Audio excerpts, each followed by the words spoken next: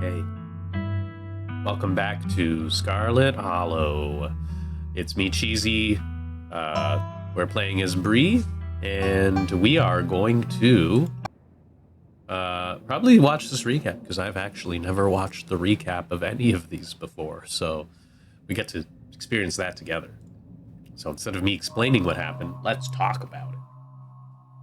The funeral of Pearl and Scarlet, your cousin's mother, and your aunt seemed like something you shouldn't ignore, even considering your own late mother's rocky relationship with this side of the family.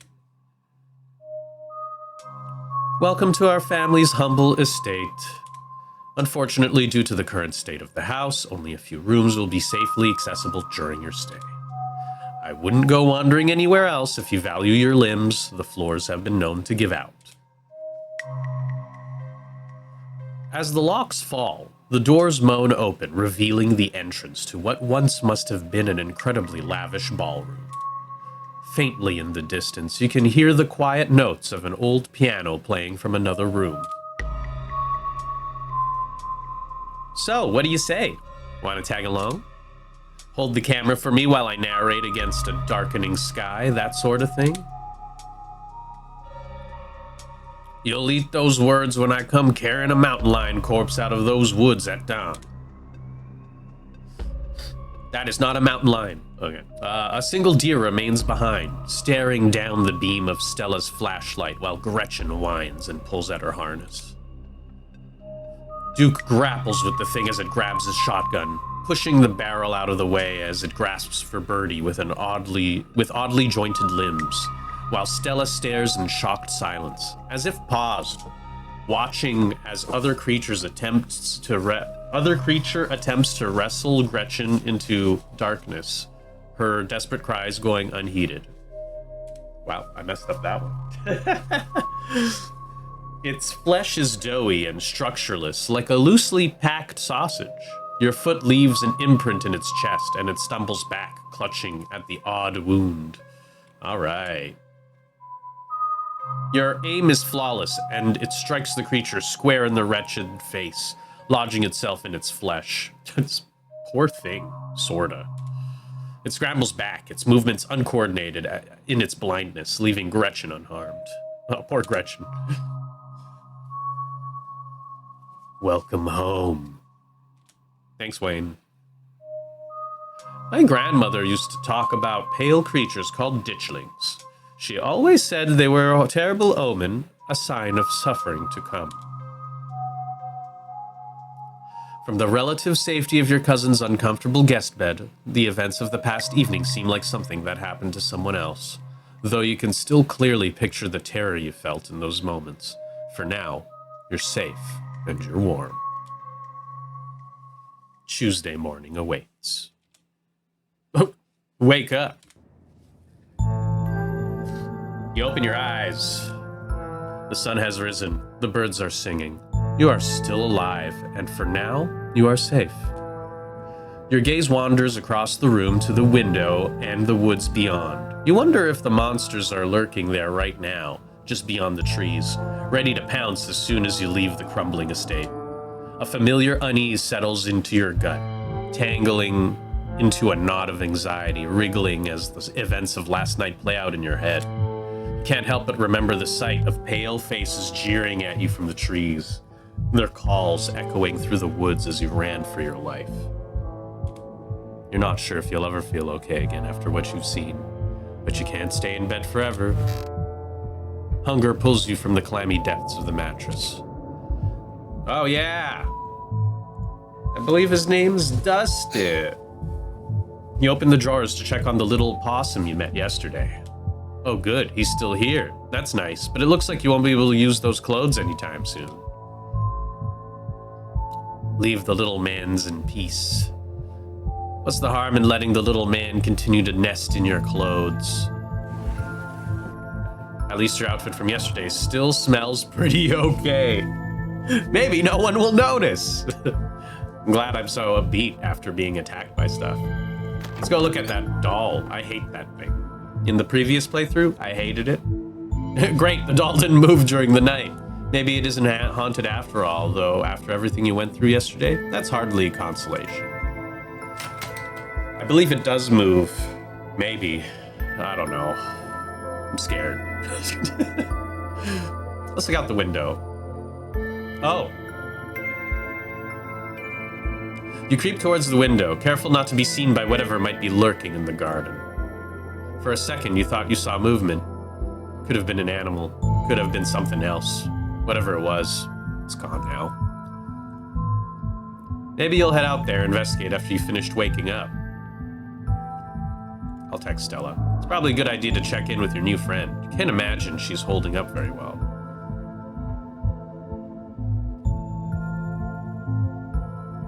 Hey, how you holding up?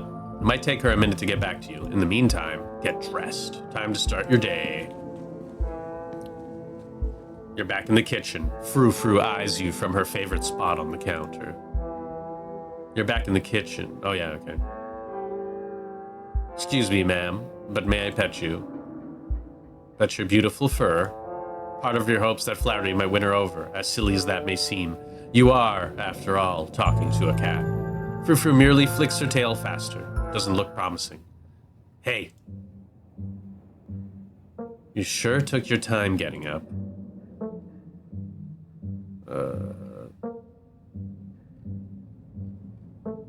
It's like 8 a.m.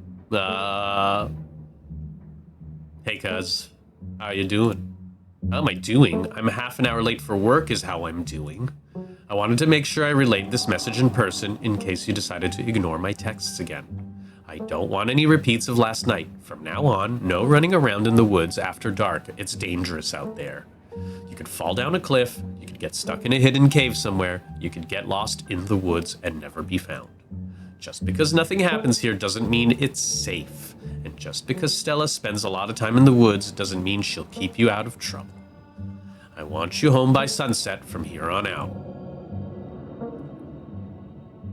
What is up with you and Stella? We just have a history, that's all. I don't need to explain myself to you.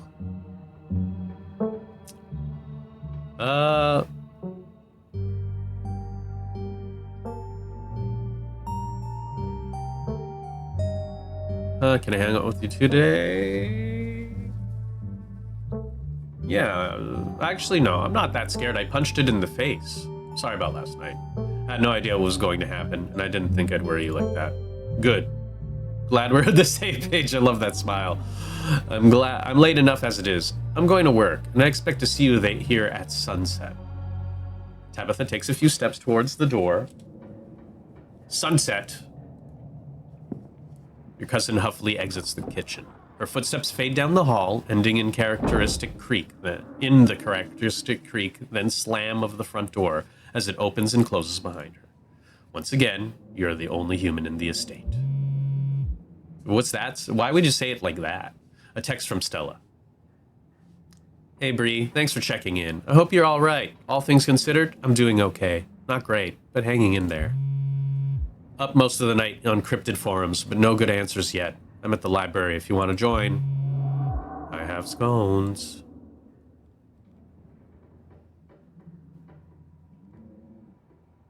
I'll be there in a bit, still waking up.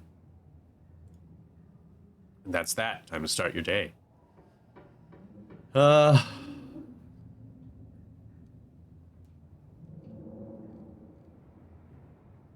want to do something? Can I clean the guest bathroom? Wait, I'm making a PB&J. Sure, Stella might have scones at the library, but scones are later. PB&J is now. You quickly scrape together the ingredients and gobble up a delicious breakfast. And that's that.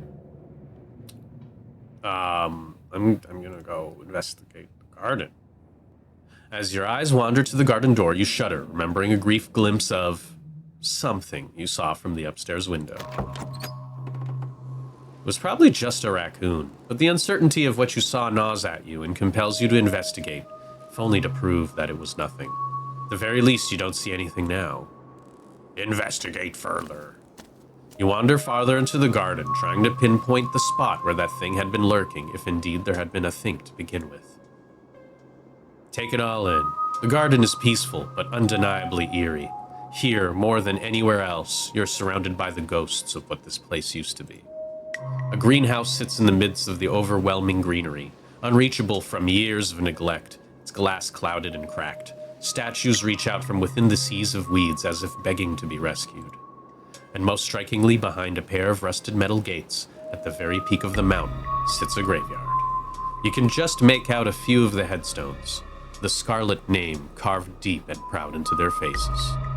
You notice what a good view someone would have of your window if they stood where you're standing right now.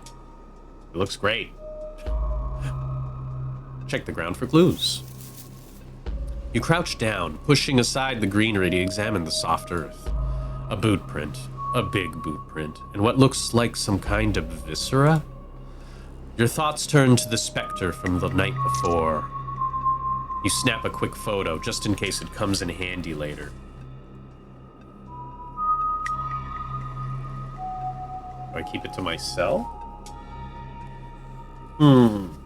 No, I'm gonna text Stella. Why the fuck would I not? You send the photo to Stella. Look what I found in the garden across from my window. No way that's Tabitha-sized. You head back inside. Time to figure out what to do with the rest of your day.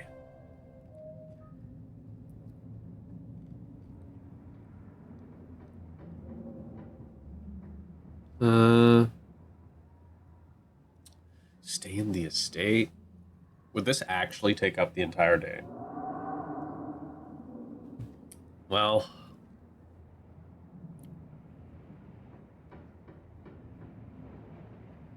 look, I'll just do that. I'm gonna have to keep using that ungodly bathroom. You're gonna at least make sure the surfaces have been bleached.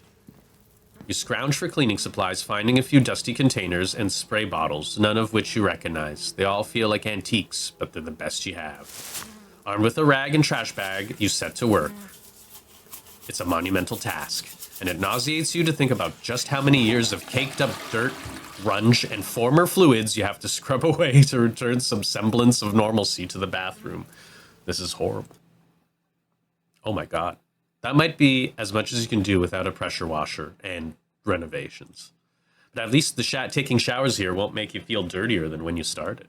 But your admiration of a job adequately done is interrupted by the sudden heavy thunk, thunk, thunk of a metal door knocker, the sound seeming to reverberate on its way down to your spine.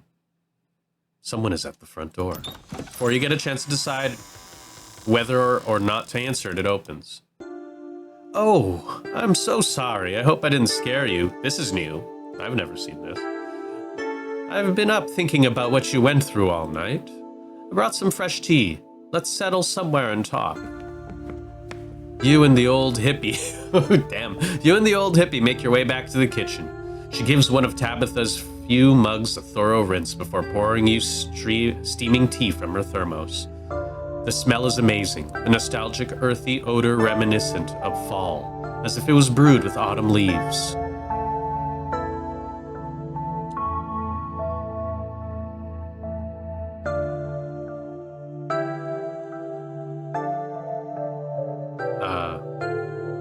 I guess I'll take a sip. You take a sip of tea. It tastes not unlike a rotten log, but somehow isn't unpleasant. Like you're tasting a hike through a dawn-damped woods. It leaves a refreshing, citrusy aftertaste, like a cool breeze sweeping the leaves from the path the tea left on your tongue. I hope you like it. This is my new chaga and lemon balm blend. I love experimenting with local ingredients. What did you want to talk to me about? Oh, nothing much. You went through quite the ordeal last night and are holed up alone in... Well, bless her heart, but Tabitha hasn't exactly reclaimed this place since Perlan passed. I feel like I'm inhaling cobwebs. I wanted to check on you. How are you holding up, dear? Really?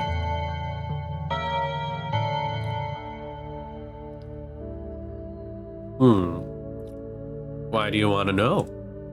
Because somebody needs to worry about you, and not in the way your cousin does. She's a very practical woman, that one, but not the most open to matters of the heart.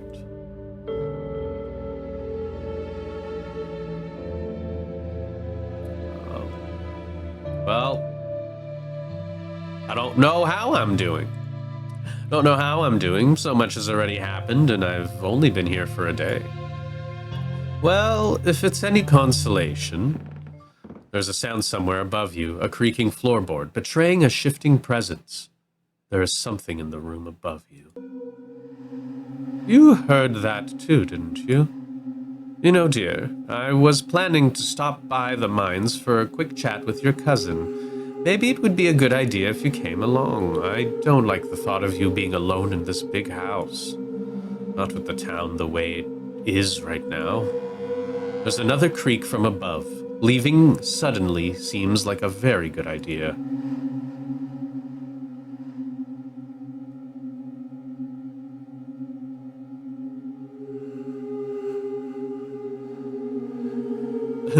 Do you think this place is haunted? If it is haunted, I wouldn't doubt it you'd find out as soon as you were alone here for too long. It sounds to me like whatever might be here is already restless to have you to itself. Oh.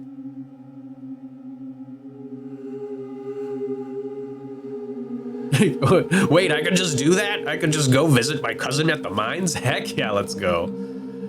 I was kind of hoping to go back to town, but if you're already going that way, I guess we can do that after seeing Tabitha.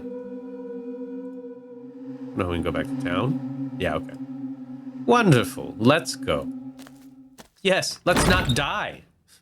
Neither of you waits around to see if the sounds will continue.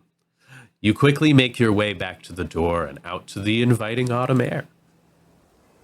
You're once again surprised by the freshness of the mountain breeze, your lungs having grown accustomed to the stale, dusty air of the estate, not realizing how much they were being suffocated. At least it's a pleasant day for a walk. There's really nothing like the mountains in autumn. There is something comforting about the woman's presence. She exudes a warmth, her smile feeling like kindly approval, even though you feel you've done nothing to earn it. There is something... Oh, yeah, it was just already there.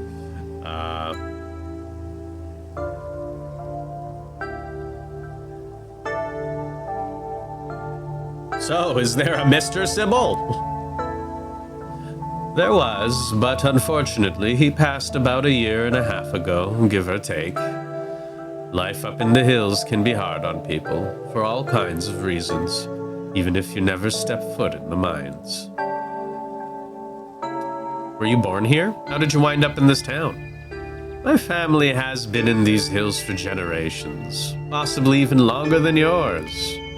I married into the general store, though. Before that, we were just your standard hill folk, kept to ourselves, fended for ourselves. That's why I know so much about the local flora. That kind of knowledge was vital for all the generations that came before me to survive out here.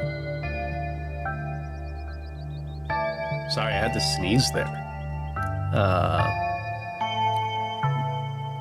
Is there a church in town? I feel like I could use religion. What do you think of Stella? Such a ray of sunshine. Even with everything that's happened to her, she tries to smile through it all. An admirable young woman, if you ask me. What do you think of Tabitha? She works too hard, but I suppose that's the burden she carries, what with your family's mine to run. Can't be doing her any good, though. I'm sure that has something to do with her disposition. Bless her heart. She's clearly got more to say. She's just being polite.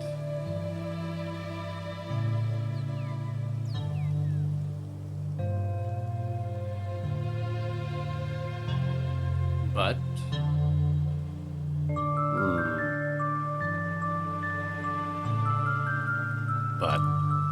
But nothing. I'm being honest. I worry about her health with all that stress. Sybil is a worthy foe on the battlefield of social niceties. Yeah, she hides too much. I don't like that about Sybil. Do you know much about my family? Any history I should know about? Oh yes, everyone around here knows quite a bit about your family. You founded the town, after all. Your family and the history of this town are completely intertwined. Your great-great... Well, I'm not exactly sure how many greats that would be. Some distant grandfather of yours started the mine, which started the town. The town nearly collapsed into ruin after the collapse of 1918. And once again, your family pulled it back up. Now here we are. I'm not sure what else there is to say. What do you want to know? The collapse. Is it just me and Tabitha? Why are there so few of us left? I suppose fate is crueler to some than to others. In a lot of ways, your family has been very fortunate. But the Scarlets have seen their fair share of death as well. Maybe more than their fair share.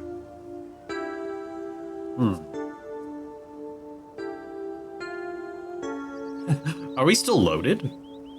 The collapse? Like an economic collapse? Or... We've certainly had our fair share of those too. But no. There was a mine collapse in 1918. The town lost so many souls that day. Men and boys. This was before child labor laws came into effect in these parts. As if the collapse wouldn't have been bad enough, tragedy on its own, there had to be children involved. It seems your family avoided most of the blame, especially since they managed to pull the town back together afterwards. Hard to remember to be angry at someone when they're the reason you have food on your table. She winked at me. That must have been a nudge, nudge, a wink, wink moment. Our mine is the whole reason this town exists. Yeah, I'd say so. If it fails, I'm not sure anybody would be able to stick around for long. That being said, I suppose everything has to end eventually. One shouldn't plan on things to continue on exactly the same forever. That's true. Are we loaded? That big house, we must have been loaded. Do you think we're still loaded? Load me up. It's really not my place to speculate about people's finances. But you've seen the state of the place. I think that speaks for itself. Is there a church in town? Do I really want to? Yeah, whatever. Is there a church in town? I feel like I'd use some religion right about now. Yes, though it's not exactly in the best condition. It's a very, very old building, and I don't think any pastor has been able to keep up with the kind of maintenance it needs. Not many people go up there. It seems no one wants to pray in a church that's threatened to fall in on them. My daughter also says she finds the current pastor creepy, but I think he's a nice enough young man. Just struggles with people, which isn't the best position to find yourself in if your job is people. You're right about that. The two of you are interrupted by a woman jogging towards you. Joan, wonderful to see you as always. Have you met BRIE? Sybil. And no, we haven't met. Joan here is our resident doctor, and BRIE is Vivian's kid, of course, in town for the funeral. I put that together. You're pretty. I'm gonna flirt. You're pretty. The woman's stony facade cracks for a moment as she lets out a stinging laugh. You have to be kidding. You're quite the little flirt, aren't you? What, Sybil too? Do you make a habit of hitting on every older woman you meet? Oh, I think it's cute. Yeah, like when your kid's friend gives you a Valentine. By the way, I don't even think about calling me Joan. It's Dr. Kelly to you. People my son's age don't get first name privileges. How's Reese doing? Any better these days? Dr. Kelly lets out a small, frustrated sigh. He's surviving, same as usual. You know that. Her son has a rare condition. Do you make a habit of sharing that kind of private information with anyone who wanders into town? Tell him Kanika says hello. I get the feeling she and Stella miss seeing him. Oh, you know, since you're here. Oh, wait, that was, Wait, was that her? Oh, yeah. Oh, you know, since you're here, maybe we should set them up for a visit this week. Doesn't that sound nice? BRIE could come too. Sybil, they're adults. We don't need to set them up on play dates, and you know how easy it is for him to tire himself out. It's not worth it. I need to get home and get him his meds. I can't stand around talking all day. The woman starts her jog again, her pace faster than before, almost as if she's running away from the awkward interaction. She's a bit of a brusque woman, isn't she? But her heart is in the right place. Anyway, we should be on our way too. It's not much farther now. I love mines. She was right. It takes very little time to reach the Scarlet Hollow mines. A humble exterior greets you at the place that made your family its fortune. Who's that guy? Your cousin just so happens to be at the gates, but seems you aren't the only visitors she's dealing with at the moment. This is ridiculous. You can't fire me for having a damn cold. This has got to be some kind of, I don't know, rights violation? You aren't fired, Terrence. You're laid off. Cutbacks had to be made, and obviously I am going to prioritize those cutbacks on workers who have a habit of missing shifts. I had mono. I was puking my guts out. I couldn't crawl my sorry ass into that pit, and you wouldn't have wanted me there anyway. And you only give us 3 days a year to get sick. It's a shit system. You don't have a note from a doctor. I can't just take you at your word. If you wanted extra sick days, you could have had them with the proper paperwork. Don't forget, by not showing up, you put extra pressure on your coworkers to pick up your slack, and it's not fair to them. And that's true. You gotta, say that ahead of time. And if you have the tendency to get sick like that, maybe you shouldn't be working in a place like this to begin with. As for your lodgings, I'll give you 2 weeks to move out. To hell with you and your damn mine, and the shit house you've had me living in, and I'll be better off a heap of rubble. The miner kicks the dirt in a final act of frustration, but wanders off, leaving Tabitha standing steadfast at the gates. I mean, if she needs to do cutbacks, she's kind of right. I mean, at the end of the day, it's a mine. You just die at the mine. It's under her supervision.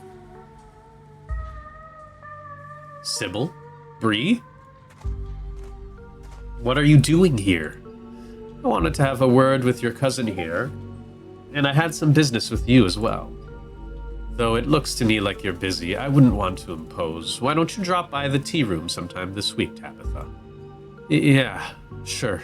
I'll swing by tomorrow. Wonderful. I'll be on my way. But it was lovely catching up, BRIE. I'm sure we'll be seeing each other around town. The woman finally leaves, and you're alone with your cousin once again. Well, so much for you not intruding on my work. Come on, I guess I'll babysit you in my office. Just don't make yourself a burden, all right? I have a lot to do today. I love the band photo. I think there's a presence in your house, Tabitha.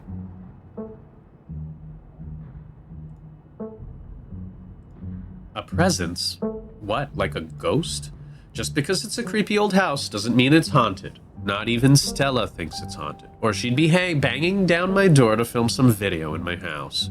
In a building as big and old as the estate, there's going to be noises. It shifts in the wind, doors slam on their own. Get used to it. I don't need you running out here every time you hear a creaky floorboard.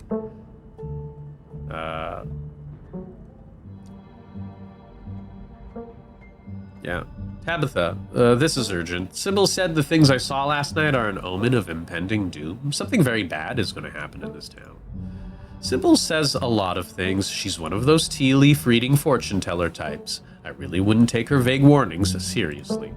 Don't get yourself all worked up over what some old lady told you about the end times or whatever she was going on about.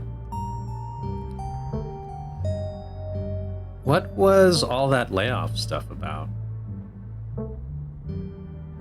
You know what? I'm not going to ask her about that. It's going to piss her off anyways. I'm going to tell her I cleaned the guest bathroom. I cleaned the guest bathroom. You what? But there could have been important stuff in there. Sure, it was messy, but it's not like it was unsanitary or anything. What gave you the right to throw things away just because they look like trash to you? I don't appreciate people coming into my space and moving things around. Don't try to be helpful again, got it?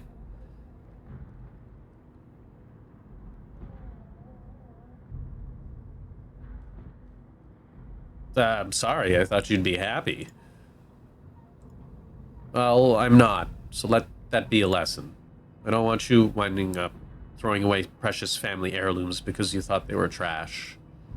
Tabitha clears her throat, clearly still seething, but trying to cover it back up. I have to get back to work. Try not to bother me. I need to concentrate. She returns to her place behind the desk, proceeds to ignore you. As you settle in, you take in the details of her office. You're surprised to see a poster of what looks like Stella. She has, apparently, been banned from the mines. Stella isn't the only likeness captured on the walls of your cousin's trailer. On either side of Tabitha's desk are portraits of older people, a woman and an old-timey man. A shotgun hangs menacingly over the desk. Besides that, there isn't much else to see. Let's see. Oh my god, there's so much to talk about. This is what I get for not hanging out with people in a library. I'm not even... Talk about work, excuse me. No. I really admired your leadership with that guy earlier. And I'll be honest, yeah, I really admire that, actually. Yes, I'm good at my job. The Scarlets have cultivated generations of a certain kind of management style that has gotten the mine through some very difficult times. You can't let people run all over you. Grandma Eddie learned that from Enoch, and she instilled it in Perlan, and Perlan instilled it in me. Vivian couldn't cut it. She would have been terrible at this.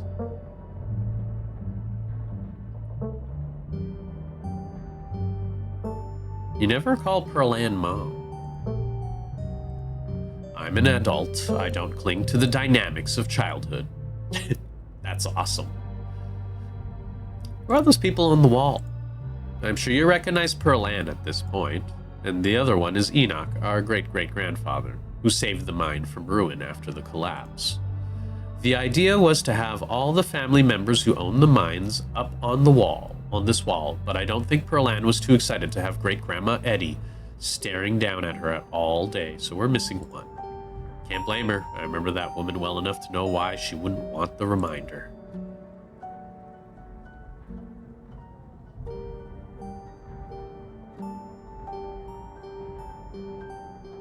Are the miners working in the same mine that collapsed? They have to dig out. Gosh, this is a hardcore thing to say. I think I'm gonna leave it be. I don't think I'm that curious to know stuff. I think I know enough by inferring. You sit for a few long minutes. Tabitha taps away at her keyboard. The pleasant birdsong you're used to hearing as the constant backdrop of Scarlet Hollow has been replaced with the distant sounds of machinery, muffled as it is by Tabitha's thin office walls. Anyways, Tabitha wants to concentrate. And then the sound of machinery are joined by another sound, the angry rumbling of your stomach. The PB&J was not enough to sustain you this long. You require more substantial sustenance. Hey, are you hungry? I can pick us something if there's a place to get food. Oh, I guess now that you mention it, yeah. The cafeteria has a mac and cheese I don't hate. It's the building with the big cafeteria sign on it. Try not to get lost. I don't need you falling down any mine shafts. You get up, leaving Tabitha's office, once again stepping out into the fresh air. This cafeteria sign is not as obvious as Tabitha made it out to be. The gray, corrugated buildings look vaguely the same. You aren't quite sure what direction you should start heading in. Get directions from a nearby group of miners. You approach the nearest group of miners. You could cut to the chase and ask where the cafeteria is, but you are here among the workers, unsupervised. What's the harm in asking any of them if they've seen anything unusual? Got a reason to be bothering us?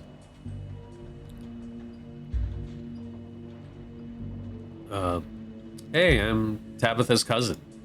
Yeah, we can put the two and two together. We saw you wandering in with the boss. How can we help? Y'all can just chill out. Just because I'm Tabitha's cousin doesn't mean I'm a snitch. Yeah, it's true. Yeah, alright.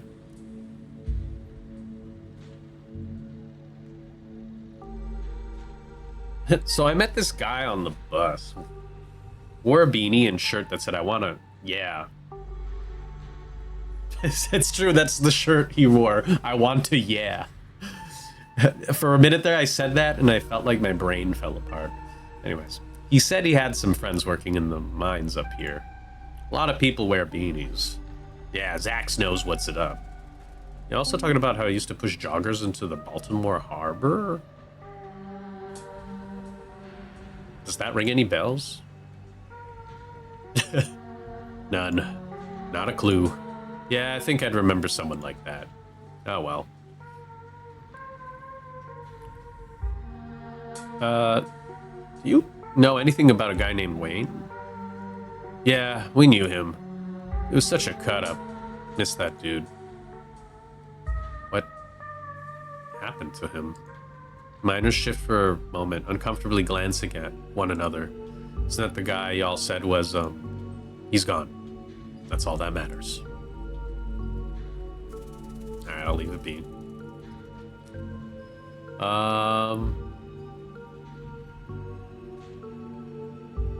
Seen anything weird lately? The miners look you up and down. Weird how? Or like weird animal sightings? Nope. You mean you've been talking to that townie? The one the boss gave a lifetime ban to? Yeah, she's like a Bigfoot YouTuber or something. Her videos are actually pretty good. But you know, it's, now that I think about it, it's pretty weird. I haven't seen many animals at all lately. Used to see all sorts of critters. Now it's mostly birds. This is your first year up here, ain't it? Just not used to the seasons changing. All the animals are hibernating, that's all. I don't know. She's got a point. I've been up here 5 years now, and it's never been like this before. Ha! Maybe it's that global warming then. I think they're calling it climate change now. Weird noises coming from the woods. Not a peep. We're underground most of the day, though. You know, I heard something unusual the other night. Though it might have been an owl or something, but it didn't sound right. It was an owl. You're just not used to the local wildlife yet. A couple of questions. I'm looking for the cafeteria. I'm gonna do you a favor and not tell you where it is. Oh, come on, Zax. Go easy on her. I'm going easy on her. The calf is slop. You're better off grabbing a bite at the diner. Only good establishment in town. I don't know. The mac and cheese is pretty decent. Mac and cheese is the only thing that's decent. And we all know why that is. Come on. Oh, it's because Tabitha's the one who takes care of that, huh? Come on. Let's get out of here. Our shift's about to start anyways. So much for getting a straight answer. The cafeteria remains a hidden treasure. And you remain without a map. Let's approach another group of miners. Oh, look at you guys. Well, if it isn't the boss's cousin, can we help you with something? Oh.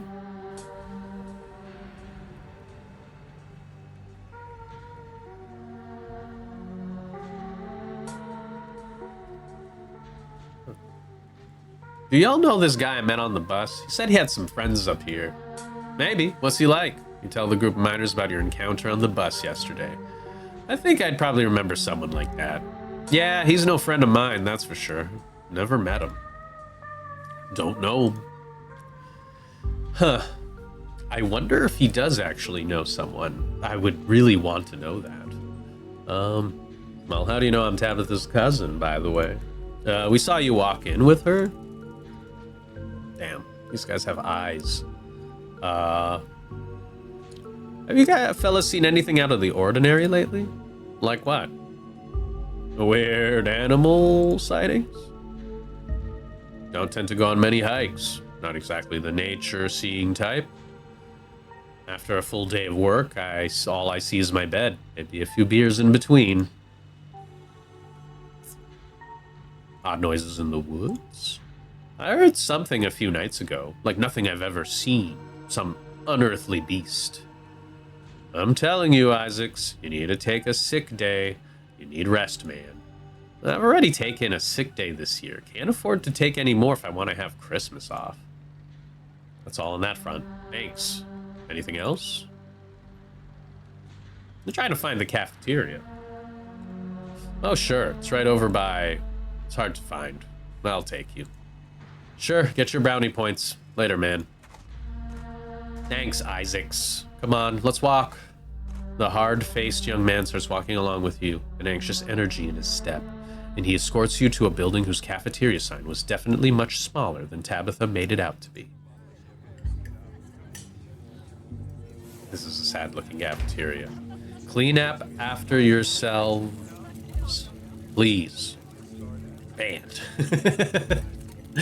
You lined up at the steaming piles of subpar food, undoubtedly made as cheaply as possible, judging by your cousin's business practices. Still, it smells good enough, and you find your mouth watering in anticipation of the bland offerings. So, you're up in the big house with the boss this week. Just wanted to know if you've seen anything strange while you've been staying there. The man's voice is quiet and nervous. Like a mining jacket? Is anyone up there with you, man? A man, maybe? Last name Wayne? Yeah, I saw him last night. Scared the shit out of me. Scared the shit out of you? That doesn't sound like him. But at least that means he's alive. He's been missing for over a week. And nobody around here seems to give a shit, especially not the person who's seen him last, which happens to be your... Oh, are we talking about a certain young man who may or may not have caught the boss's eye? That Sam Wayne fellow, wasn't it? Whatever. If anyone asks, we never talked. Got it? I don't want to disappear too. Isaacs is obviously has a lot more to say, but this isn't the time to coax more information out of him. Yeah. As he turns to leave, you scribble your phone number on a scrap of paper. Hey, thanks for the help. You reach towards Isaac, shake his hand, passing your note to his palm. Don't mention it. And then he's gone. What's that kid gotten that kid so jumpy? It's like he's never heard of a guy running off because he's got broke up with before. Yep, I've skipped town over less. Oh, it's my lucky day. They got the chicken and dumplings.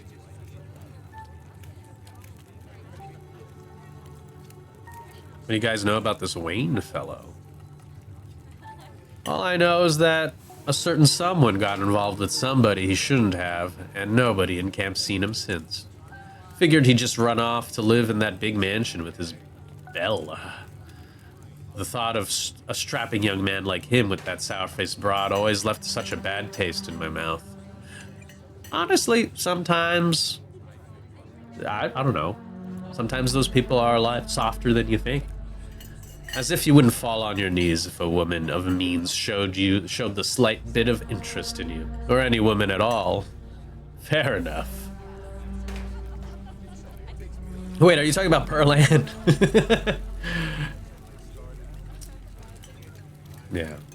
You remain silent. You'd best get going. Wouldn't want that hot meal to go cold. No reason to stay here any longer. You step back out into the weak sunlight, clutching the containers of various beige slops, and start making your way back towards her trailer. But you don't make it far. Something stops you. A strange uneasiness. A feeling of being watched. The smell of sick flesh. BRIE, I wish you could have stayed at the estate. It's dangerous here.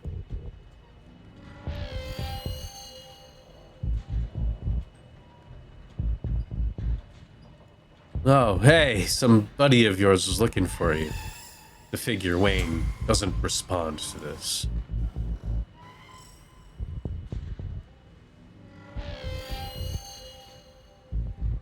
What do you mean dangerous? Because it's a mine?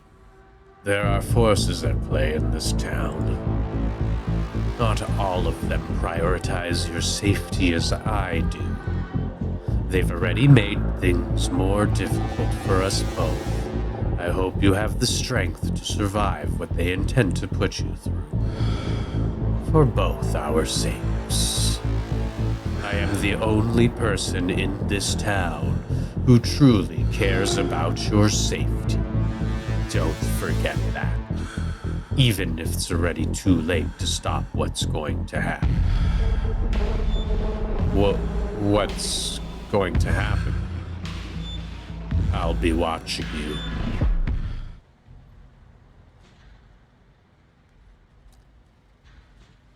Yeah. You know, I'll run back. You know, Wayne's a cool dude. He's there telling me that he cares about me and no one else cares about me like he does. So that's not a bad thing. Though you're now alone, you still find yourself running as if pursued, holding on to the cafeteria food for dear life, your heart beating fast and desperate. Tabitha meets you at the door. Took you long enough. What, was there a long line? Tabitha, this Wayne guy keeps following me. Tabitha sighs. I don't know who you think has been following you, but it's not him.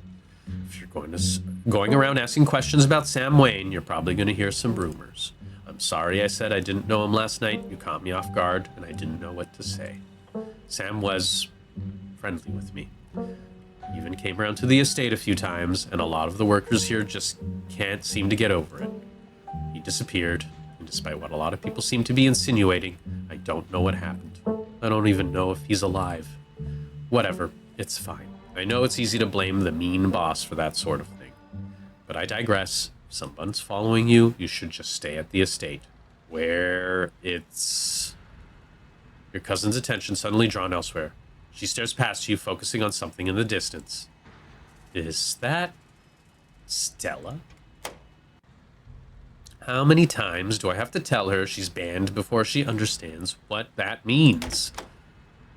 As Tabitha shuts the door, you both march your way down the hill. You and Tabitha approach Stella. The two old-timers take notice and wander off. Tabby, BRIE, hey, I was just trespassing? Well, yeah, but I have a good reason this time. Shit. I knew we needed a lookout. Is there someone talking to you through an earpiece? Kanika, is that you on the other end? Stella hastily removes her earbud, muffling the other voice. Sorry, Tabby. It's just that Oscar's kid, Rosalina, had been missing since yesterday, so we decided to ask around to see if anybody had seen her. And while we were at it, we were also seeing if anybody had encountered these things we saw in the woods last night. Ditchlings that Sybil said are like Mothman from foretelling doom. Stella. And also, there's this guy called Wayne who used to work here, who Kanika says is super creepy and sick. And Stella... Yeah? Just stop. Stop talking. It's not that I was filming or anything. I'm barely here, I promise. You are standing right in front of me, extremely here. Why didn't you check the usual teen haunts for that kid? The Maxwell place or the gas station or whatever. Anywhere but here, where you are explicitly not allowed to be? I mean, it's the site of one of the worst catastrophes that ever befell the town. If there's another one coming, it makes sense, doesn't it? That's what our research pointed us towards, at least. Our research? Who's we? You and Kanika? Yeah, she would think something awful is going to happen up here. She hates me and everything I stand for, and thinks the town would be some bustling utopia if I wasn't around to ruin it. When in reality, we both know it wouldn't exist without me. Whatever you're looking for, you're barking up the wrong tree, so just go someplace else before... Tabitha once again trails off, but both she and Stella have noticed the girl in a dark braid and glasses sneaking along the ridge. It's Rosalina. Kanika, we found her. She's headed up the hill. Up the hill? She's not headed for the old mine, is she? The one that collapsed? We'd better go after her before somebody gets killed up here there. You've got to be kidding me. No, this is great. I'll just let her know Oscar is looking for her, and then we can get out of your hair. Bye, Tabby. See you around. Stella hurries after the girl, spearing over the hill. Damn it! I'm never gonna finish my spreadsheets. Nobody needs to be playing around in those mines. We better go break this up. Me and Tabby. Oh, look at that little guy over there. You can vaguely hear voices emanating from the boarded-up entrance to the old mine. They went in? Does Stella have no sense of self-preservation? Yeah, it's cousin bonding time. The Wayne guy said I should look out for myself. We're not going in the mines, are we? Yeah, it's cousin bonding time. Tabitha sighs. Sure, okay, you've worn me down. I don't like the thought of you walking around an abandoned coal mine, but I'd rather not leave you out here unattended while it gets dark. You should be safe enough with me in there to guide the way. Tabitha huffs her way into the mine entrance and disappears in the darkness. I go back to the cafeteria. Now, you follow her and enter the mine. I eat a mac and cheese. The inside of the mine is warmer than you'd expected. The air thick and wet. The ceiling hangs much lower than you are tall, forcing you and Tabitha to hunch over, your legs bent in a painful squat as you begin to navigate its maze of corridors. This is a rare place where your well-muscled frame feels like it might be more of a hindrance than help. Do you know why the entrance to this place was boarded up?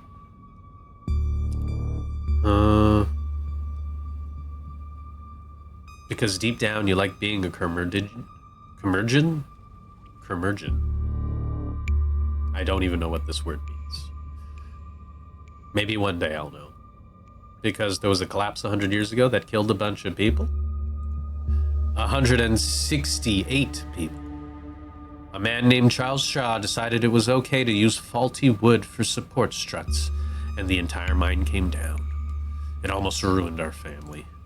A lucky few died instantaneously, but for most of the souls who perished here, it was slow and agonizing, trapped under rubble and left to slowly succumb to crush injuries or burns or dehydration. It took a week to clear out most of the rubble and recover the bodies. The few survivors who were dragged out were never the same. I can't say I blame them. God, that's morbid.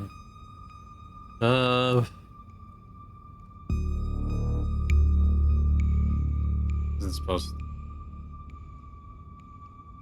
If you think about it, isn't that the price we pay for life? It is. Me, you, the 168 people who climbed down to their deaths that day. None of us know the price we have to pay until our debt is due. Tabitha's ruminations are interrupted by a thunderous knock echoing from deeper in the mine. The hell was that? Probably another delinquent looking for a lifetime ban from my property. Come on, it came from this way. Tabitha hastens her pace and quickly disappears deeper into the mine. Follow her.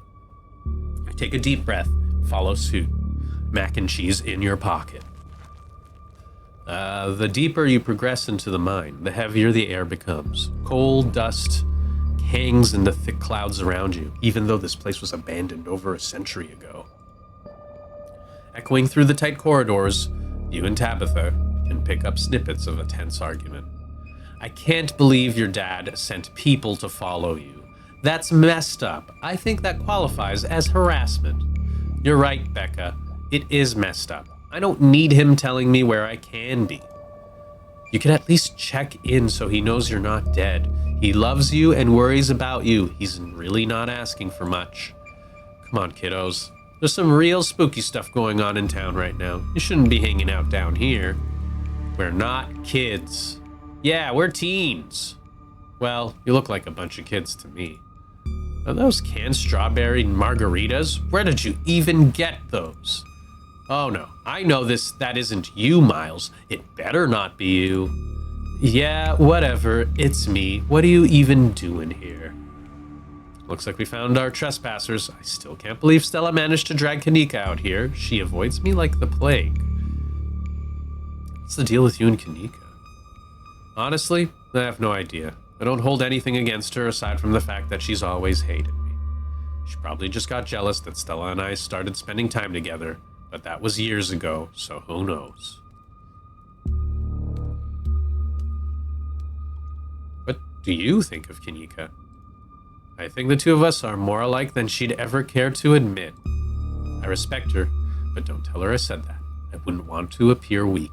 Hey, Tabitha.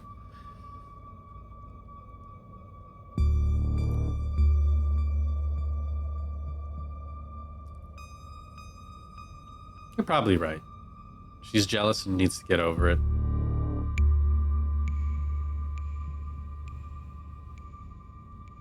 I think she just hates our family. She doesn't know our family. She knows me. Barely.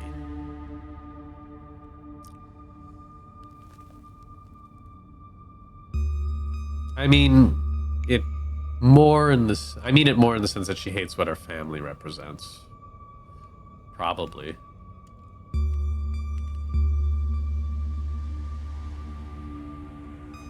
This town has a bloody history to it, and coal is a dirty business. And that doesn't mean it's my fault. What am I supposed to do? Close the mine and let everyone lose their jobs? I've given up on other people understanding me. It doesn't matter. Let's move on. They're close. I like Tabitha a lot. Even in my previous playthrough, I really enjoyed her. You breathe a sigh of relief as the tight passageways give to a small cavern. Within a group of teens engages Stella and Kanika in a heated argument. All of them are too caught up in the moment to notice you or Tabitha approach. My dad is a foreman at the continuous mining facility, and he says they only abandoned this mine because there wasn't enough coal left. So it's actually really safe, and we can hang out here whenever we want. Wait, Becca, I thought your dad was a charge hand. No, Alexis, he got promoted last month. Correction, your father was a foreman at the continuous mining facility. We'll see if he even has a job in the morning. What? Oh, shit. Oh, hey, Tabby. And BRIE, I guess you two caught up with us. Hanging around with Tabitha today, I guess. Well, at least maybe you two can talk some sense into these kids. They clearly don't respect my authority. Hey, don't talk about us like we aren't here. Yeah, we can hear you. Alexis, don't butt in. I'm trying to make a point. None of you understand what a boarded up mine entrance is supposed to mean. It means it's closed, condemned, not fit for human use. Aw, come on, this place is way sturdy. Check it out. Yeah! The kid with the beanie jumps up and slaps the strut on the ceiling. Oh, was that the knocking we were hearing earlier? Oh my god, Zane, cut it out. You're embarrassing us. I'm sorry for Zane's behavior. I don't think he realizes how extremely 8th grade it is to jump up and hit things. Now, Zane rocks. Look at that Bugs Bunny giving the finger. And smoking a doobie. No offense, Rosalina. None taken. The other 8th graders are totally immature. Not like you, Rosalina. You're chill. And smart, too. I think she likes her. Enough. The damage is already done. Now leave. I'm putting my mother in the ground this week. I do not have the patience to deal with children. I can't believe I actually agree with Tabitha about anything, but this is the worst place I've ever been in my entire life, and I would like to see the sun again before I die. Aw, come on, you guys. Maybe it's not a big deal. We used to do dangerous things all the time, and I still do dangerous things now. Who are we to tell them where they can hang out? I don't know who you think you are in this situation, Stella, but I own this mine. It's entirely within my rights to tell them to leave, much like it is entirely within my rights to tell you to leave. Was your lifetime ban from my mines not clear enough? Message for you. Hell yeah, Tabitha, tear the sad 20-something to shreds. Hey, I'm defending you, and I'm not sad. Where did you get that idea? Running a clickbaity YouTube channel where you run around in the woods chasing nothing is extremely sad. So she's sad. So what? Give it a few years and you'll be sad too. The passage of time is inescapable. I love Tabitha. Look, we just wanted to give Rosalina a good time. Her home life sucks right now. Yeah, tell him about where you have to sleep, Rosalina. You've been living in the library for the past couple of weeks. Dad says we can't stay at our house. They've got a hot plate and a couple of cots in one of the back rooms. It's actually a pretty sick setup. No, it isn't, Zane. Rosalina deserves better. I don't care about your home life. If you're gonna do your underage drinking, go do it in the woods. Just get off my property. Tabitha. Look, Rosalina, I'm sure Oscar has a good reason for all that. He's a good guy, and he cares about you. He thinks our house is haunted. Oh. Wait, what? And I should care because it's such a bullshit excuse. I bet he couldn't afford it anymore and is lying to you to save face. What a coward. Becca, I don't think you can, say that about other people's families. Isn't that like bullying or something? Shut up, Zane. Back up. He says it's haunted? Can't believe he didn't mention it to me. I could investigate. There's no ghost, Stella. It would be cool if there was, but Becca's right. I just wish he would be honest with me and tell me what's really going on. It's like he doesn't think I can handle it, like I'm still a little kid. Ugh, you're all children, and none of you realize how good you have it. Back in the day, each and every one of you would be pulling 12-hour shifts in this exact mine. If it weren't for child labor laws, the 5 of you might have some actual character. Exactly. Rosalina's not that mature anyways. She still sleeps with stuffed animals. Whoa. That doesn't mean she's not mature. I still have pork chop, you know. I rest my case. Wait, what did you say about child labor?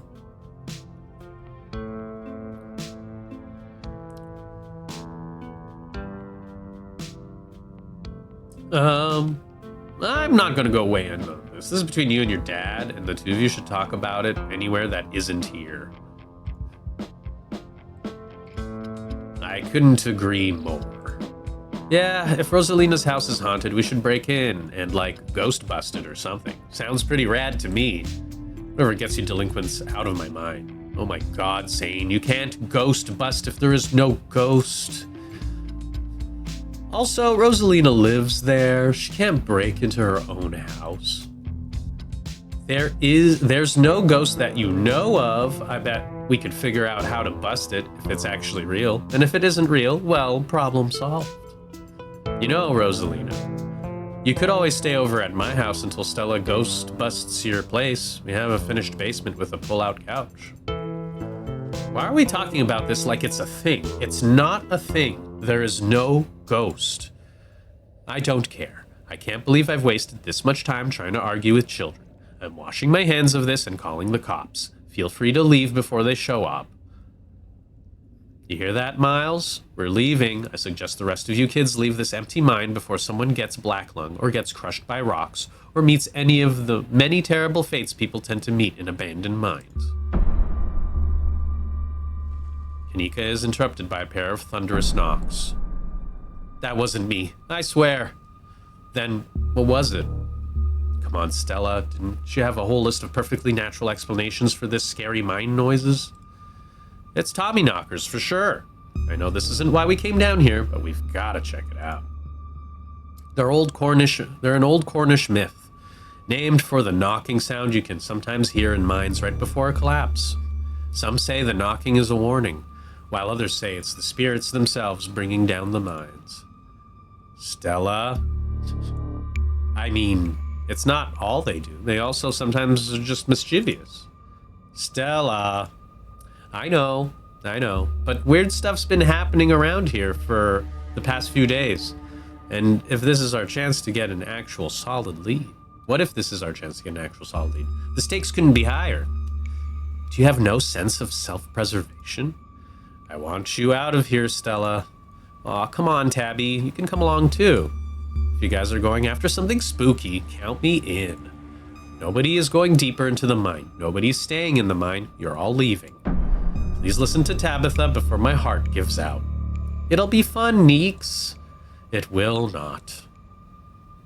Yeah, let's leave the mine. Wait a second. Where'd the three of you run off to? Are you kidding me? Unbelievable. Wow, Kanika. Maybe if you weren't still scared of the dark or whatever, you would have noticed them sneak off. I noticed them sneak off, and I've been zoning out the whole time we've been here. Ugh, they must have squeezed through that child-sized tunnel. Dang, I've always wondered where that goes. I've never been able to get these hips through there. Stella, stop sneaking into my mind. She's a bit sad about the fact that her hips are just in the way. Please, I am literally begging you. If only all the tunnels down here were wide enough for adults, we could already be done with this little mess. But no, there just have to be remnants of a bygone era. Didn't you just talk about how child labor was the good old days a minute ago? I was trying to get you to leave my mind. Becca's head pops out from the tunnel's entrance. We are not about to let you come in here and ruin our good time. The mine is safe. I've been here a million times. Yeah, if Becca says we're safe, then we're totally safe. Whatever. Come on, you two. I know a cool spot this way. Okay, I think I know where that tunnel rejoins the rest of the mines. I'll go look for them, and I want each and every one of you to take note of the fact that I'm doing that. If those idiots get themselves lost and die, I am not letting their family sue me into the ground. Are those really your priorities right now? Yes. Yeah, do you have a problem with that? I want the rest of you out of my mind. Except for you, BRIE. I'm not letting you out of my sight. Yeah, sure. Could never fit in that tunnel anyways. They have crossed a barrier that I cannot. So my time here is up. I love Zane.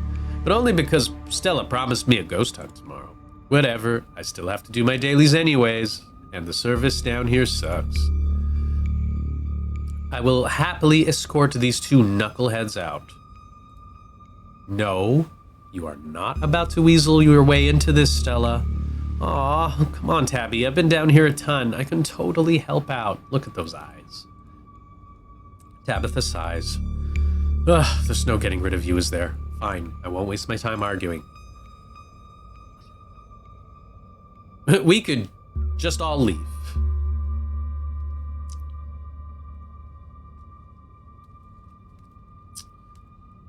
I'm just gonna start going. All right, let's do this. All right, sure. Let's not linger any longer than we have to, shall we? BRIE is a woman of action. Want me to take Gretchen with me? I don't know if it'll be easier to cover more ground without her. Yeah, that's probably for the best. I don't want a repeat of last night. Who knows if we'll have to do any climbing. Oh, Gretchen. I'll see you on the other side. Hopefully soon. For sure. Won't be long. Cool. I can't wait to bust some ghosts tomorrow. Bye, Zane. Kanika, Miles, and Zane head towards the entrance of the mines, leaving you, Tabitha, and Stella to find the remaining teens. All right, no dawdling. We should be able to catch up with them if we go this way. You and Stella exchange a glance as Tabitha venture deeper into the mine.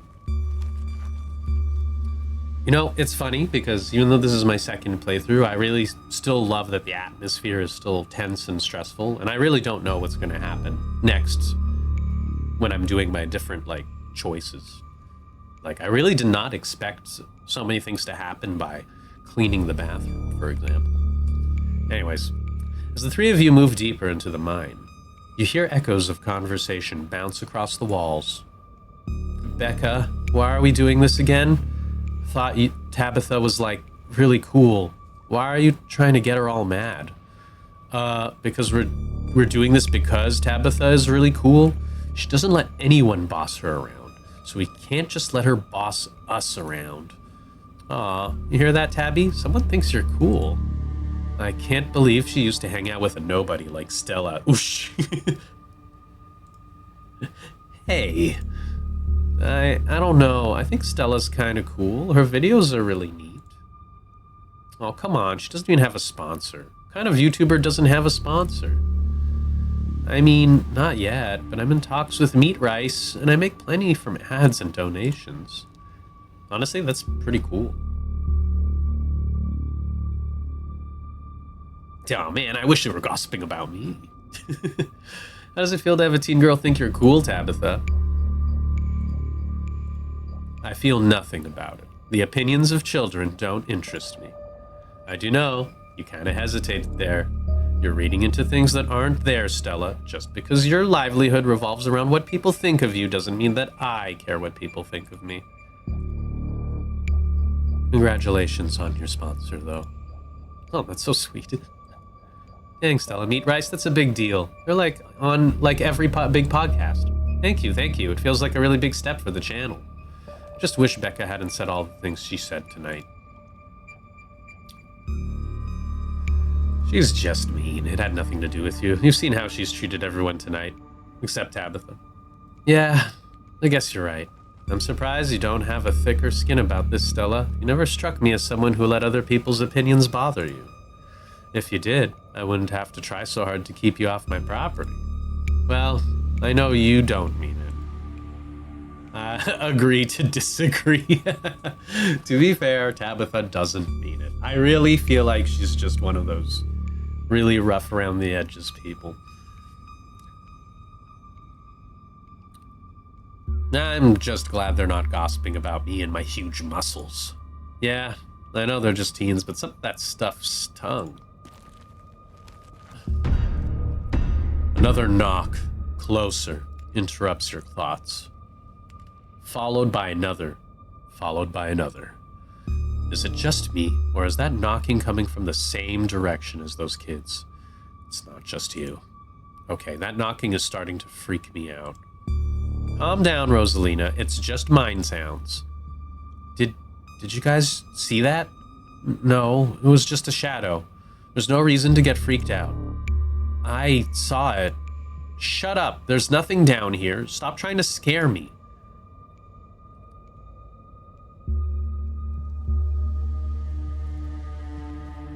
Tommy knockers. Tommy knockers. Oh, calm down, both of you. You said it yourself, Stella. As soon as they got deeper into the mine, their bravado in the face of authority would vanish into a puff of smoke. It's probably just rocks falling somewhere deep in the mine, which is also bad for obvious reasons. Yeah. I can't believe they're making us do this. They'd better get grounded when all this is said and done. As much as I'd appreciate the sentiment, I hope you're wrong. If they get grounded, it means people found out about this. I hate dealing with parents. Look on the bright side, BRIE. If they didn't come down here, we'd have missed out on a golden opportunity to get spooked. Tabitha glares at Stella. Are we sure the tunnel they went through is going to meet back up with us? Yes, I'm familiar with all of the old maps of this place. There should be a central chamber not too far from here where everything joins back up. We're getting closer. Let's keep moving.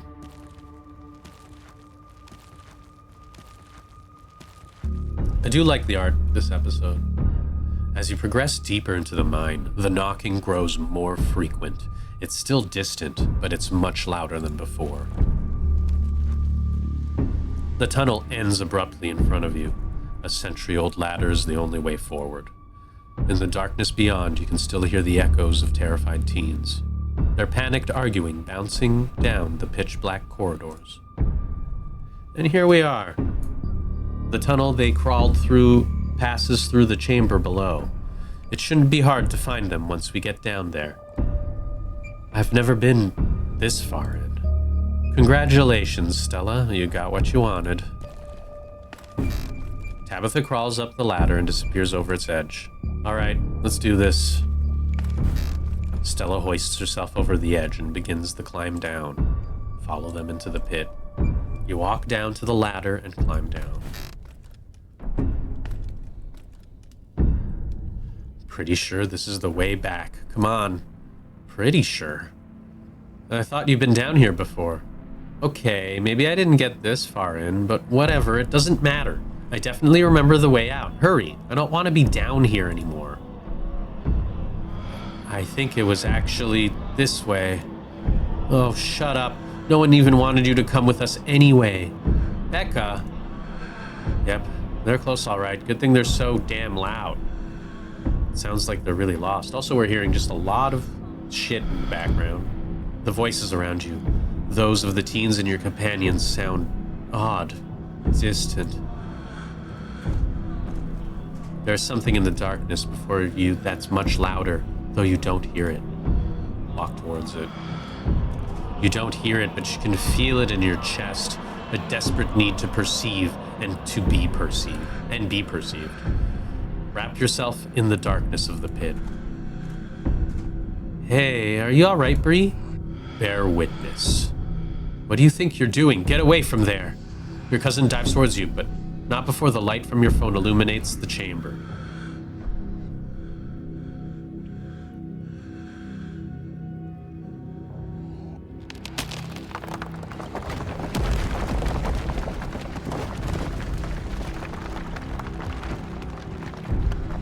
BRIE, are you alright?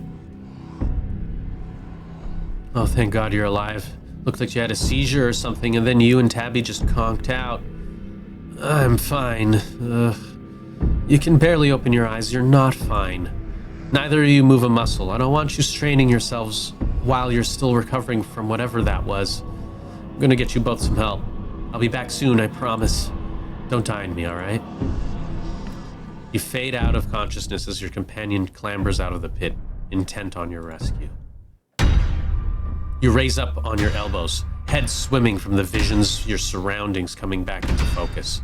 Your head throbs as the knocking continues, now magnitudes more intense than ever.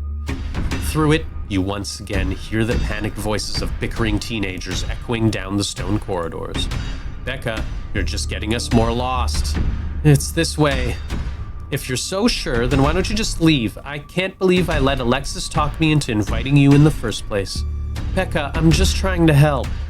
I said go. Okay, I will. Alexis, you don't have to go with her. You know that, right? Pick a side, Alexis. I'm sure Becca knows where we're going. She wouldn't just lie. Sorry, Rosalina. Wait. Yeah, Rosalina. I don't know why, but for a moment there I was like, have I been calling her Rosalina and it's been wrong this whole time? The increasingly desperate voices of the teens are drowned out by the thunderous knocking. You can practically feel the ground shake beneath you. You can almost see the walls vibrate with the intensity of the hellish sound. God, that knocking is not helping with my headache. What the hell just happened? I had some sort of vision. Did you see it too? There's gotta be fumes somewhere down here. It's an old mine. These places are death traps. We probably just hallucinated. How can you be sure?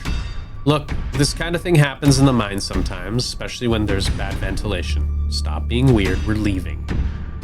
Rosalina appears in the passageway to your left, out of breath and teary-eyed. I'm sorry I snuck off like that. I just wanted Alexis to think I was cool. The entire cavern shakes with the sound of rockfall.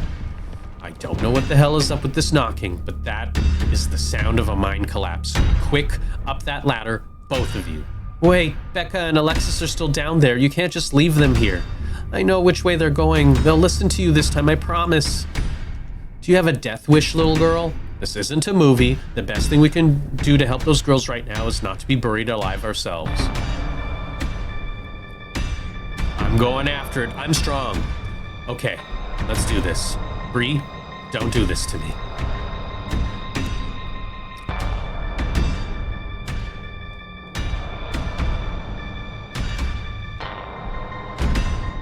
I'm not leaving unless everyone leaves. Are you serious? Thank you. They're back this way. Hurry. Rosalina runs back the way she came. Follow her.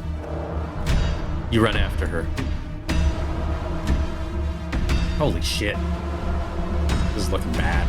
The mines shake with each new thunderous blow as bits of rock and dust fall off the ceiling and scatter on the floor around you. Rosalina leads the way, and Tabitha isn't far behind you. I thought you knew the way out. I thought you'd been down here a million times already. I was making it up, okay? I swear to God, BRIE, if we get stuck down here.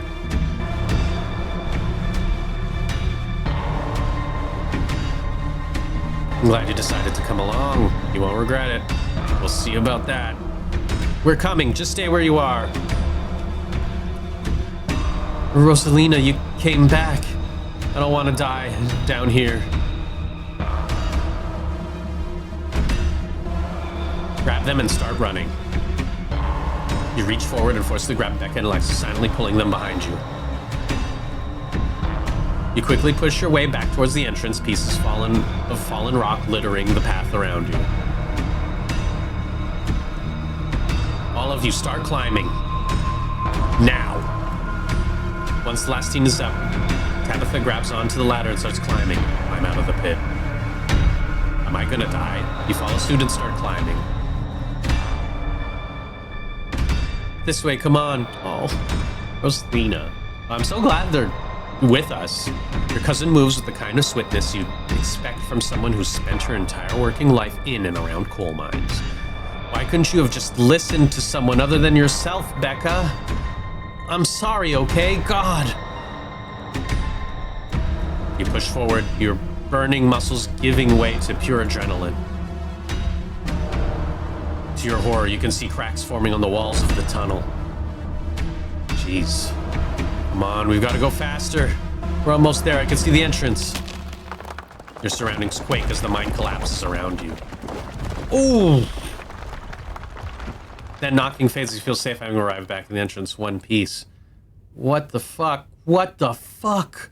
Rosalina, are you okay? Clearly not. She's not okay, idiot. Shut up, Becca. It was your idea to go down here in the first place. This is your fault. Shit. Why did this have to happen? Okay, the knocking stopped at least. All of you, stay exactly where you are. I'm going to make some calls. This really hurts. Stella and Kanika pop their heads through the mine entrance. Tabitha just stormed out of here. Oh my god. Rosalina, can you hear me? We're gonna get you out of there here, okay? Stella already called an ambulance. But that means the cops are gonna come, and they're gonna know I was drinking. They're gonna know we went in there to drink, right? Becca, that doesn't matter. If my dad finds out, he'll kill me. He can't know. Becca squirms through the gaps of the boards and scampers away. Shit. Don't worry about her or Rosalina. She's being an asshole. One of us should wait by the gate to make sure she can find us up here. Should check with Tabby, see if she needs help. We're gonna get you help. Everything's gonna be okay. All right, we'll go down to the gate. Rosalina, I'm so sorry. I'll be back soon. We're gonna get you out of here, and you're gonna be just fine, okay? BRIE and Alexis will keep you safe until then. Am I gonna die? Rosalina, don't say things like that. No, I'll lift up those boulders myself if I have to. Thanks, BRIE. Rosalina's breath comes quick in irregular bursts. If I don't make it, tell my dad I'm sorry. I'm the one who has something to be sorry about. This is all me and Becca's fault. We should have never gone down here. It's not your fault. I went down here because I wanted to. Rosalina catching her breath. Thank you, BRIE. Glad everyone else made it out okay. Couldn't have done it without your help.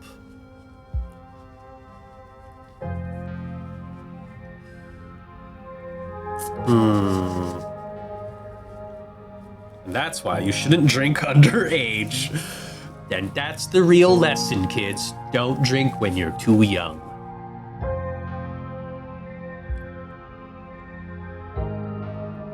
Alexis is right. You're very mature for your age.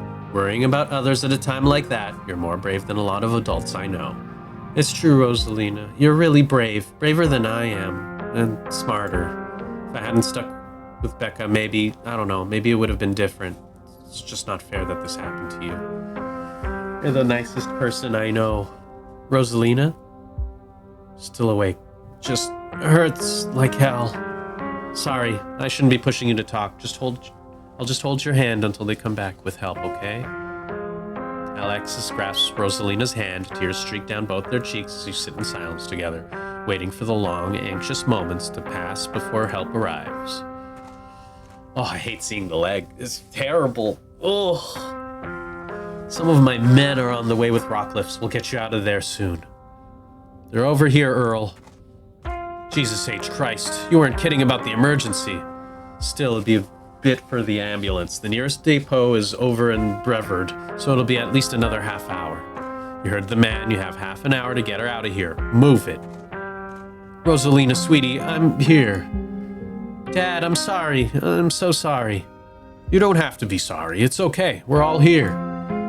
You can hang on, Rosalina. I know you can. Tabitha's men quickly get to work and manage to pull Rosalina out from the rubble just as the ambulance arrives. Sir, I'm afraid there's no space in the back. Oh. What do you mean? I can't ride with her? You'd better off driving behind us. We're headed to Brevard, so it's quite a ways. Is she going to be okay? Is she going to make it? Please, God. Yes, sir, I promise you. We're going to do everything we can to keep her stable. Her vitals are looking good. Rosalina, my poor baby. I'll be there as fast as I can, okay? I promise you won't be alone. I love you, Dad. The paramedics load Rosalina into the back of the ambulance and drive off. Oscar approaches you, off to the side as the police talk to Tabitha and her men. What the hell happened in there? Oscar, Rosalina and her friends got lost in there. BRIE went after them. BRIE? You mean BRIE Scarlet?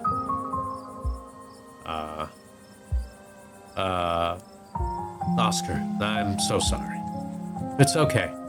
It's okay. At least nobody died. What happened, though?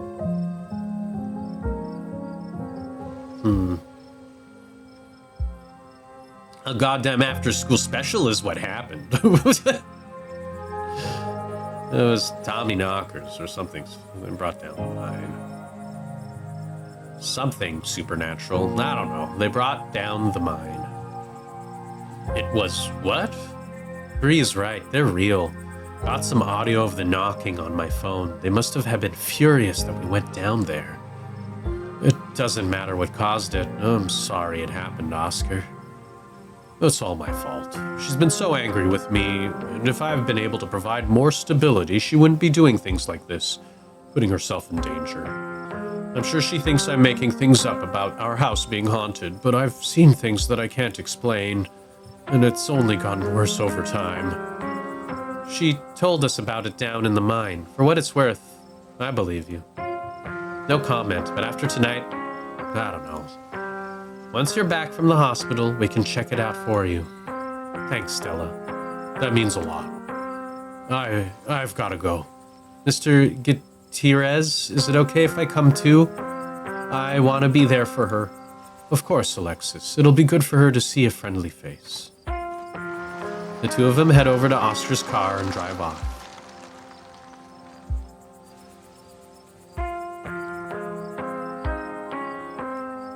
My vision.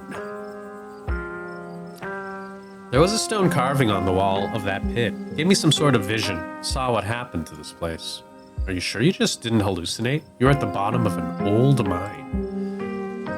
I do know, Neeks, you weren't down there. BRIE and Tabby had, like, simultaneous seizures. Next to a creepy stone carving. It was like something out of a movie.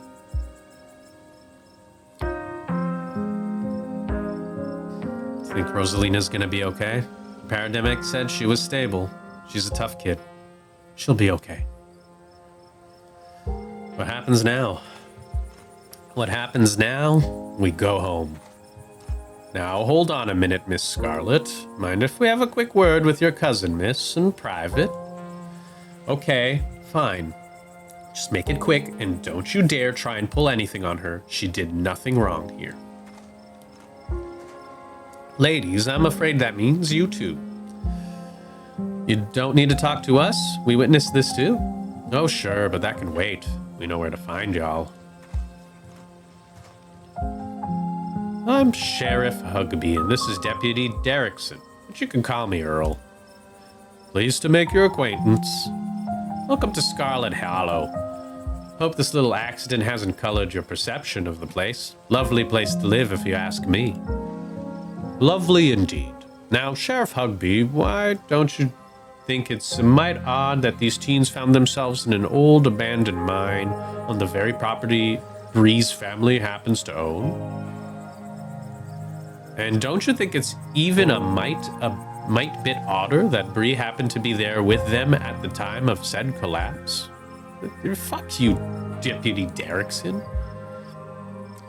I'd be lying if I said it wasn't peculiar, but I'm sure you're an upright citizen, BRIE, and all this is surely an unfortunate coincidence.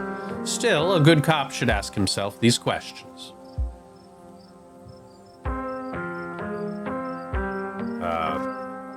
Why would I lie? Why would I say I was chaperoning them?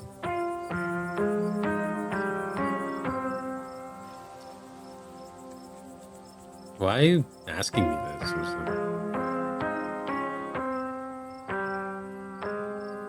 Well, if it wasn't for me, they'd all be dead. No need to be so dramatic. We're trying to gather all of the facts, you see. Just being thorough, our duty as officers of the law. Well, if there's nothing more you can tell us, I suppose we'll let you go on about your evening, but we may be in touch. Have a good one. Screw you guys. I saved those children. Deputy Derrickson tips his hat to you. The two officers wander back toward the mine, Derrickson taking notes as they examine the scene. I literally made your jobs easier, guys. You make your way towards Stella and Kanika. I just can't believe it. I left them behind in there to get help. Is it my fault, Neeks? Stella, no, you didn't your best. It's not your fault. Oh, hey, guess the cops are done with you. What are they going to take you in for being present at an accident?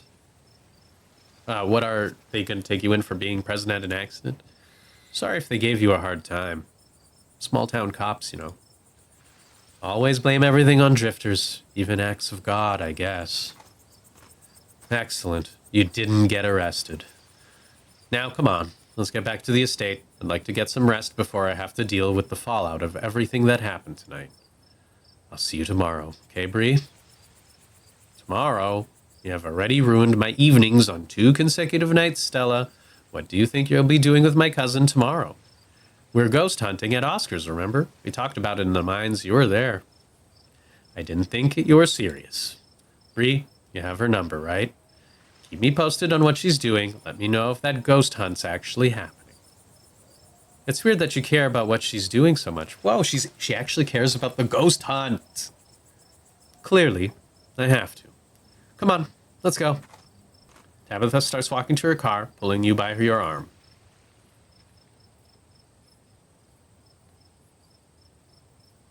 See you guys tomorrow.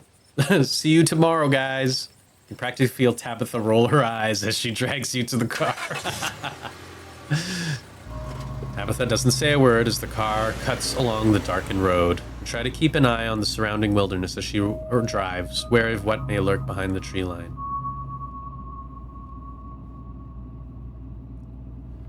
Sorry about today.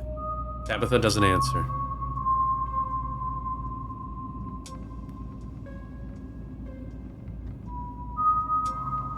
Sorry for apologizing. Am I talking too much, or...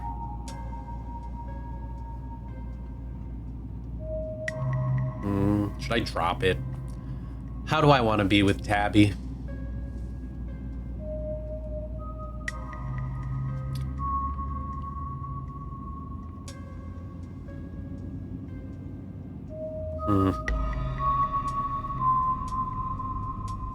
Fine, maybe I'm not sorry. No. Sorry for apologizing? Am I talking too much, or... This is what happens when people bother me at work. Things slip through the cracks.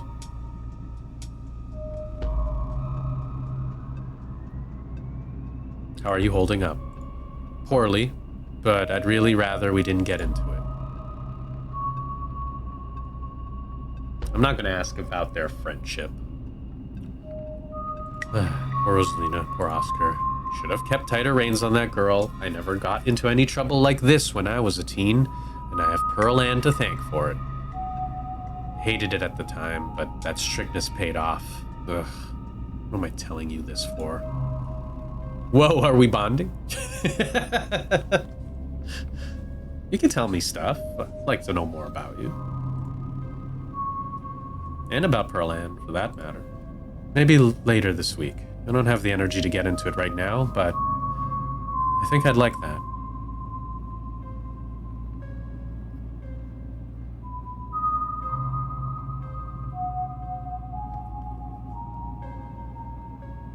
You're right. There are a lot of adults who should have done a better job tonight. Exactly. People who aren't ready to be parents shouldn't be parents, and clearly there are some parents who aren't ready. Take the librarian. There are tons of people more qualified to be parents who just can't even conceive, and here he is having a kid at 19, clearly letting her do whatever the hell she wants. And look where that got her. Even if she doesn't lose that leg, she's going to carry what happened tonight for the rest of her life. It's not fair. Oh. I want to ask, yeah. Do you want kids? Seems like that struck a nerve. Lots of people want kids. Huh. Well, I'll let her do her thing. I learned quite a bit about Tabby this episode. Your eyes wander back to the tree line as you and Tabitha sink back into silence.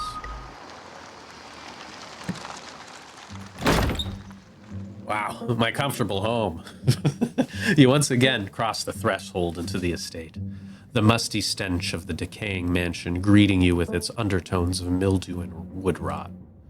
Well, this day was a lot more stressful than it needed to be, and I'm sure it's the precursor to a horrifically stressful week.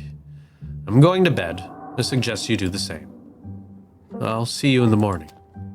Tabitha turns to make her way up the stairs, her posture defeated. Turn in. You head up to your room to turn in. You collapse in Tabitha's dusty guest bed, your head empty of thoughts. After your time in the Shaw mine, you barely even notice the dust. Your phone buzzes on the table. Sent a message to Stella. Kanika sent a message to Stella. Y'all, these are those things, right? Kanika sends a picture of a pair of ditchlands by the side of the road. I saw them again, too. Another picture, this time, them staring from a tree. What the fuck? These things are definitely not hairless monkeys or raccoons or whatever. I don't know what the hell they are. I guess there's more to them being here than the mine collapse. No way, I'm sleeping tonight. Yeah, well, lots to think about, I guess. You think about looking out the guest room window, but at this point, you're too exhausted to leave your bed. The adrenaline from this evening is finally wearing off, replaced by a creeping exhaustion that threatens to overwhelm you. Your limbs feel heavy, your eyelids slipping down over your eyes even as you stare down at the ominous pictures on your phone. If it weren't for the pit of dread balling in your stomach, you would almost feel comfortable as you settle in between the covers, your tired bones sinking into the decrepit mattress. When you close your eyes, you see Rosalina's face, twisted with pain, staring up with your tear-streaked cheeks, trapped by the powers beyond her control, terrified of what her now uncertain future would hold. Your eyes shoot back open, your heart pounding as the door to your room swings open. Just the cat. It's always just the cat. It's nice to see another living being, even one as unfriendly as Tabitha's cat. The comfort of her presence sets your mind at ease, and you finally slip into a deep sleep.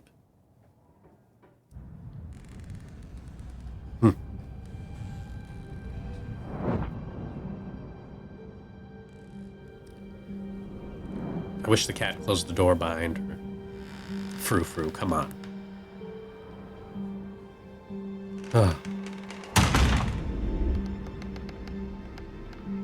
That's a hazard. The West Wing, huh?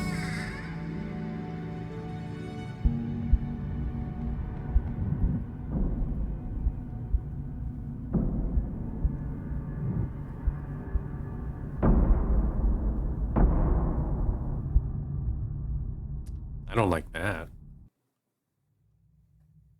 And that's it. This is the end of episode 2. We did it, guys. BRIE, with all her strength, saved the kids. And weird shit's happening. Me and Tabby are getting along. I like this time around. It's been fun hanging out with Tabitha, even though she's a little grumpy lady. But yeah, so far it's been good. I was actually really nervous choosing to go after the kids because I was like, last time in my last playthrough, I didn't go after the kids. And while that was not the worst outcome, it also definitely was not the best outcome. I think this one works out better, but did not like that result for Rosalina. Anyways, it's been a pleasure going through Scarlet Hollow with you guys again. BRIE is having an interesting time going through her thing. I'm trying to really focus on the fact that she is a combination of curious and action-oriented, so sometimes she'll ask questions, but she won't dig as hard. I will probably do that with another character later on. But I did hang out with Sybil, and I think this is the first time I've really spent time with Sybil playing this game, so she's interesting. Anyways, I'll see you guys the next day back here in Scarlet Hollow. So, take care, guys. See you in the next one.